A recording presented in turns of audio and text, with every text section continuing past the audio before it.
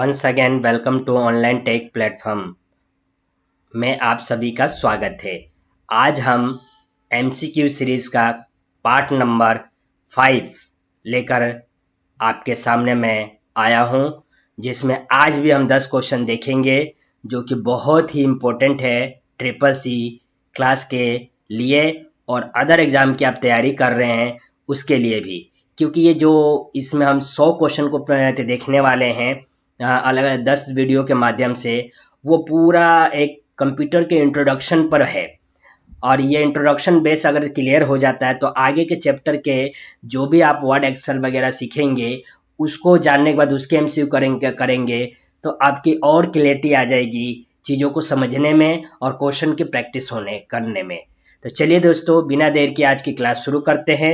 और आज की क्लास में पहला क्वेश्चन है आपके सामने, क्वेश्चन नंबर 41, जिसका क्वेश्चन का शीर्षक है कि कंप्यूटर मॉनिटर पर ब्लिंक होने वाला चिन्ह क्या कहलाता है। A pointer, B cursor, C trackball, D mouse.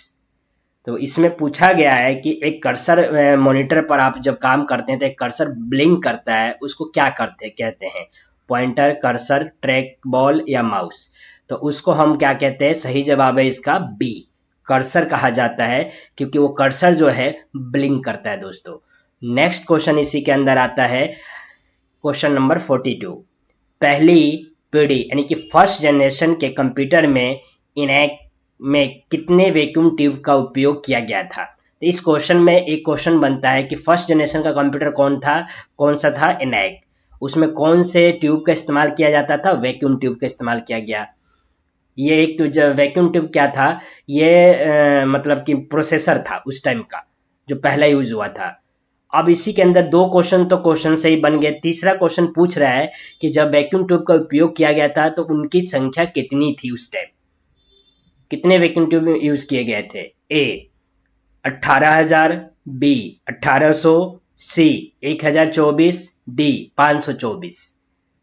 सही जवाब क्या है दोस्तों, कमेंट बॉक्स में हर क्वेश्चन का जवाब आप पहले कमेंट कीजिए, फिर मेरे द्वारा बताए गए इस वीडियो में जब आपको मैच कीजिए और फिर देखिए कि आपके 10 क्वेश्चन में से कितने क्वेश्चन सही हो रहे, और आप इससे आपका नॉलेज और आपकी प्रैक्टिस होता रहेगा और आप अपने आप को सेल्फ जो है जांच कर पाएंगे कि आपको कितना नॉलेज है और कितना नहीं है। फिर उसको वीडियो को बार बार देखिए और अपने नॉलेज को बढ़ाते रहिए।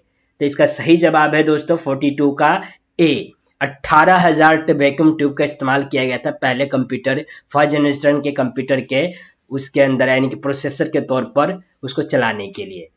सोचिए कितने बड़े कमरे और कितने बड़े जगह की आवश्यकता पड़ी होगी। नेक्स्ट क्वेश्चन पे बढ़ते हैं, क्वेश्चन नंबर 43, जो कि कहता है कि प्रथम पीढ़ी के कंप्यूटरों में किस भाषा का प्रयोग किया है। जो फर्स्ट जनरेशन के अभी ऊपर भी यही क्वेश्चन था, उसी से रिलेटेड है फर्स्ट जनरेशन से ही, कि फर्स्ट जनरेशन के कंप्यूटर जो थे उसमें किस भाषा यानी कि लैंग्वेज का प्रयोग किया गया था, ये पूछ रहा है। तो क्वेश्चन ऑप्शन ए है मशीन लैंग्वेज, ऑप्शन बी है असेंबली लैंग्वेज, ऑप्शन सी है high level language, option D है बेसिक। तो किस लैंग्वेज का प्रयोग किया गया था दोस्तों, कमेंट में कमेंट करके सेल्फ को चेक करें और मैं इसका जवाब बताता हूं। सही जवाब ए है 43 का, मशीन लैंग्वेज का प्रयोग किया गया था सबसे पहले फर्स्ट जनरेशन के कंप्यूटर के अंदर, लैंग्वेज यानी कि भाषा के तौर पे। ठीक है दोस्तों, आगे बढ़ते हैं और आज का क्वेश्चन नंबर 44 देखते हैं कि बीट का समूह क्या कहलाता है, यानी कि यूनिट्स।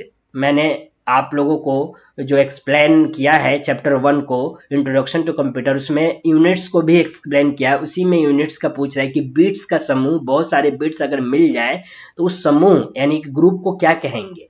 ए निबेल, बी रिकॉर्ड, सी बाइट, डी वर्ड। तो क्या कहेंगे दोस्तों, तो आप यहां से लगा सकते हैं कि बीट के समूह को क्या कहेंगे, वर्ड तो कहेंगे नहीं, रिकॉर्ड कहेंगे नहीं। बचता है दो ऑप्शन, जो कि ये यूनिट के, अगर आपने यूनिट वाला चैप्टर और वीडियो देखा होगा तो आपको समझ आएगा, रिकॉर्ड और वर्ड तो आता नहीं है। निबेल और बाइट, ये दो ही ऑप्शन बचते हैं, 50-50 हो गया।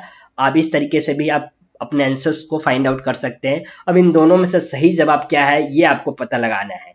तो दोस्तों इसका सही जवाब है बाइट। बीट का समूह जो होता है वो बाइट कहलाता है, और कितने बाइट का समूह होता है, 8 बाइट का समूह होता है, याद रखना है। अब नेक्स्ट आता है क्वेश्चन नंबर 45। क्रे फर्स्ट सुपर कंप्यूटर को कब विकसित किया गया? यानी कि क्रे फर्स्ट एक सुपर कंप्यूटर था, और भी सुपर कंप्यूटर बने, लेकिन क्रे 1 जो सुपर कंप्यूटर बना तो कब विकसित किया गया, यानी कि कब उसका इन्वेंशन किया गया था, ये पूछा गया है इस क्वेश्चन में, क्वेश्चन नंबर 45 में। ए, वो ईयर कौन सा था? 1975, बी 1976, सी 1999, डी 1980। तो दोस्तों इसका जवाब है, सही जवाब बिल्कुल बी है। जिन बच्चों ने कमेंट में बी दिया है उनका जवाब बिल्कुल सही है। 1976 यानी कि 1976 में क्रे 1 सुपर कंप्यूटर का विकास किया गया था, यानी कि वो इन्वेंशन किया गया था। नेक्स्ट क्वेश्चन पर बढ़ते हैं, और क्वेश्चन है आज नेक्स्ट 46। सीपीयू और इनपुट, सीपीयू और I/O का मतलब होता है इनपुट आउटपुट के बीच सिग्नलों के मूवमेंट को कौन नियंत्रित करता है?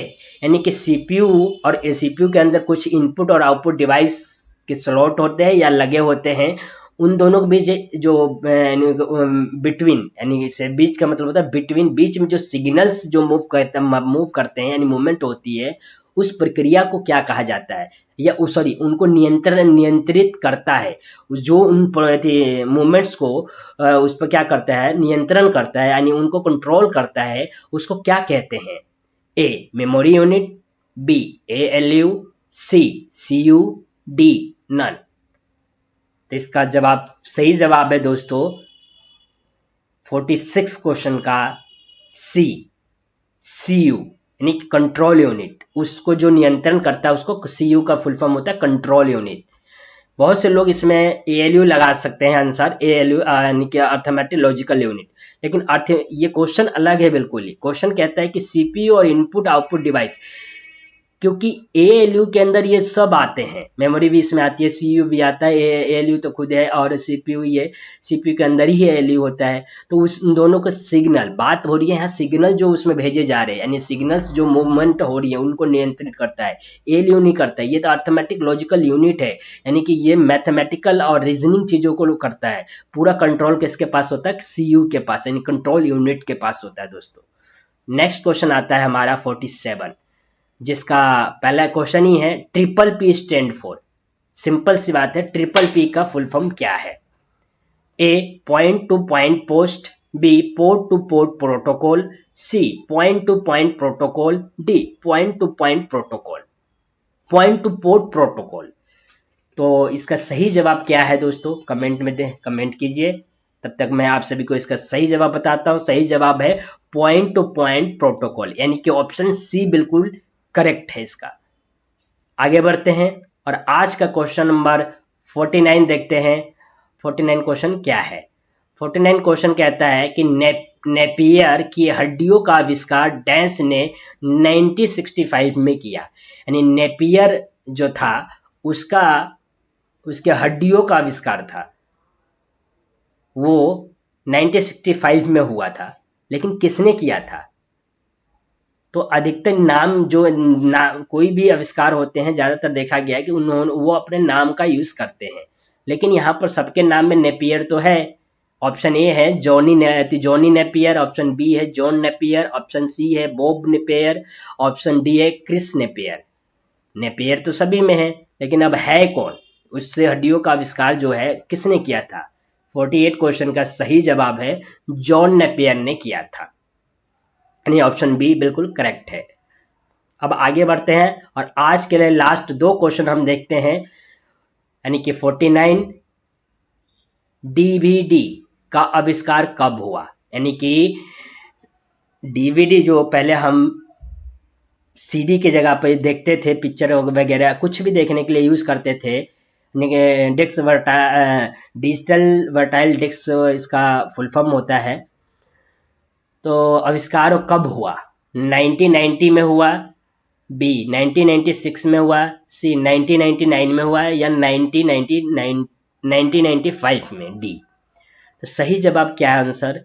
डीवीडी का आविष्कार कब हुआ था दोस्तों? तो सही जवाब है कि 1995, यानी कि डी ऑप्शन बिल्कुल इसका सही है कि 1995 में इसका आविष्कार किया गया था, फिर उसके बाद ये यूज में आया। और आज का लास्ट क्वेश्चन है दोस्तों, क्वेश्चन नंबर 50। पहली फ्लॉपी डिस्क कब विकसित हुई? तो दोस्तों पहली फ्लॉपी डिस्क, यानी कि पहले हार्ड डिस्क से हार्ड डिस्क के तौर पर हमारे पास, या हार्ड मेमोरी के तौर पे, यानी कि मेमोरी जो पहली यूज की जाती थी वो फ्लॉपी डिस्क ही थी। और याद रखना कितने एमबी की थी? 1.4 एमबी की हुआ करती थी। इससे ज्यादा की पहली जो हार्ड डिस्क की बात करें तो नहीं थी हमारे पास। वो उसी का पूछ रहा है कि वो फ्लॉपी डिस्क कब विकसित हुई थी। तो अब ऊपर के क्वेश्चन में जब डीवीडी की बात हुआ तो 1995 में विकसित हुआ वो। तो इससे अंदाजा हम लगा सकते हैं कि फ्लॉपी डिस्क तो पहली डिस्क थी, तो ये कब विकसित हुई होगी? ये इससे पहले हुई होगी। तो 1980 option A, option B 1986, option C 1960, या ऑप्शन डी 1895। तो इसका सही जवाब क्या है दोस्तों? कमेंट बॉक्स में कमेंट करके चेक कीजिए, अपने जवाब को मैच कीजिए। इसका सही आंसर है 1960, यानी कि 1960। सी ऑप्शन बिल्कुल सही है। में फ्लॉपी डिस्क का आविष्कार किया गया था कंप्यूटर के लिए, यानी कि स्टोरेज के तौर पे। और वो 1.4 एमबी की हुआ करती थी फ्लॉपी डिस्क। आज तो बहुत सारे डिस्क आ गए हैं जहां पर डेटा बहुत लार्ज मात्रा में स्टोर किया जाता है। हार्ड डिस्क है, एसएसडी है, फ्लॉपी डिस्क हट गया तो पेन ड्राइव है, सीडी है, बहुत कुछ है दोस्तों आज के समय में। आज के समय में इंटरनली आपको स्टोरेज इतना मिल जाता है कि बाहर की स्टोरेज की हमें आवश्यकता नहीं पड़ती उतनी। तो या आप उसके डाटा को कॉपी करके रखने के लिए ले सकते हैं। तो इसका जो सही जवाब है सी 1960। तो दोस्तों आज की क्लास यहीं समाप्त की जाती है। 10 क्वेश्चन आज भी पूरे हुए, और आप सभी से निवेदन है कि क्वेश्चन कैसे लगे कमेंट करके ज़रूर बताइएगा। और चैनल को लाइक करें, सब्सक्राइब करें, कमेंट शेयर करें, ताकि सभी को इस वीडियो का लाभ जो है मिल सके। Thank you so much watching this video.